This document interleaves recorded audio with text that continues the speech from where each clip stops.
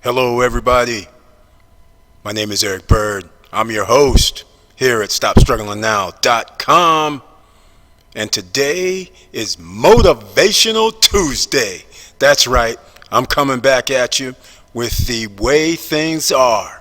We're going to go over 5 traits, 5 things that multi-millionaires do.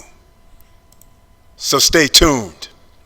Please like, subscribe, and click the bell so you get the latest updates.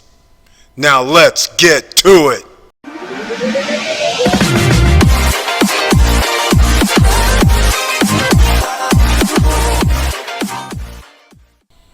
Today, it's going to be some quotes. So the 5 things, there's actually more than 5. But there's one thing that you need to know straight off the bat. On average, a millionaire has failed at least 17 times before they became a millionaire. And this just brings up the point I'm trying to make. In America, we always going by keeping up with the Joneses, looking around the corner, looking around the way, looking out the window at what other people have, wishing that we had the same thing, figuring out how we can get that object of desire. But I'll tell you the secret. Success is not lucky. Success is built. You have to put in hard work. And number 1 on the list means you better have a plan. That means once you have a plan, that you better educate yourself. You need to read up, learn everything you can about the subject matter, so then that way you make less errors. Number 2, you're going to have to live below your means. That's right. They always started out with a low amount of debt. That means you're going to have to budget. That means you're going to have to keep track of how much money you spend and how much money you can save. The key word, save. So that's the traits that starts the ball rolling. So you don't go out there and get your credit cards or loans or things of this nature where you have to keep paying back 5, 10, 20% when you could have put that same amount of money in some sort of interest earning account or some other means of income producing. So that way they're always driving around at first in shabby cars. Why pay for something that has no value? That's not an asset. Why go around buying homes? That's not an asset. Which brings up another quote. The only place that success comes before work is in the dictionary. So the third trait is that invest slowly. What this means is that savings that we were discussing before, the shortcut scrimping that sometimes you don't need to go out and buy something that you see on TV or advertised online, that you should instead put money away so you can invest slowly, whether that's, let's keep it simple, $5, $20, $50, $100. You can invest every paycheck that you get. And that's what you do. Save it and then invest very slowly. You don't have to make one big jump like we talked like before. You can do everything nice and slow. You have a year, you have 2 years, you have 3 years. There's some people that waited 5 years by living below their means, scrimping, saving, and then investing just a little bit at a time. Warren Buffett is an example of this. He wasn't like one of the richest guys on the planet 30 years ago, but slowly but surely he just kept investing in different corporations, different stocks, created his fund, Berkshire Hathaway Group, and then now it's one of the largest funds on the planet.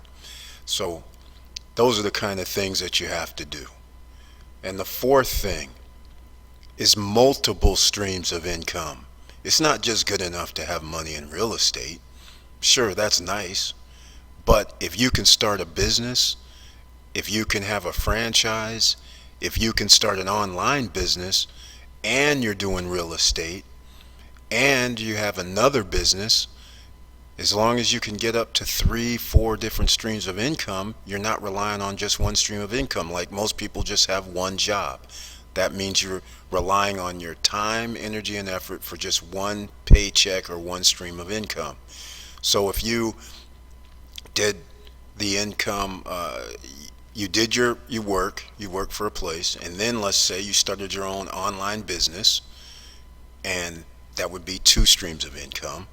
And then let's say you started a brick and mortar type business or whatever, a food truck, a restaurant, whatever you want to do, and that would be a 3rd stream of income.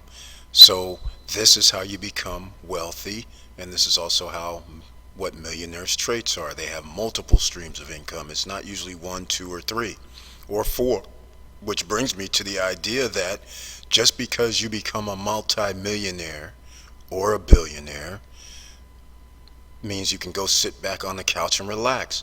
That's the fallacy that most people misunderstand. If you see a millionaire or a successful person who is worth hundreds of millions of dollars, you don't see them sitting on the couch. You don't see them going, "Oh, woohoo, I made it." No, they're out here still hustling. No matter what, the Rupert Murdochs of the world, they're not sitting around going, "Well, I own all these newspapers and television stations that I guess I'll just go relax and sit on a yacht." No, they're still acquiring. They're still trying to figure out multiple streams of income because there's no guarantee. We live in a capitalist world.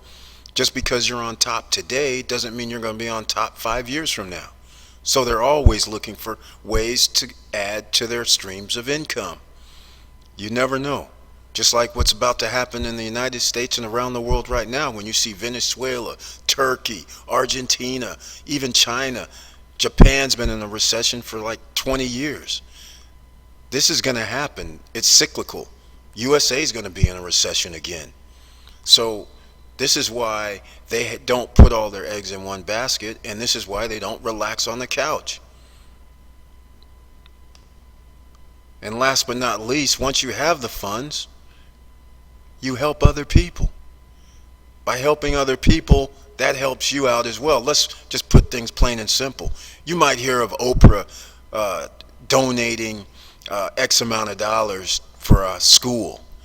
Let's get real. When you have $1 billion and you need a tax write-off of like $300 million, what better way? Why give it to the government when you can actually help somebody out and get a tax deduction?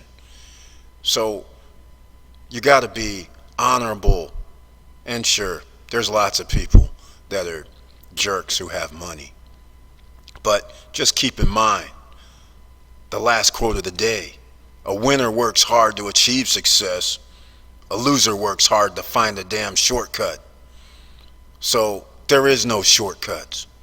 You have to actually put in the work. If you want to be a millionaire, multi-millionaire, or whatever you deem as a success, this theme keeps coming up: hard work. You can't just open a can. You got to put in the work. So that's it. Motivational Tuesday. Thank you for listening. And until next time, keep your head up. Keep moving.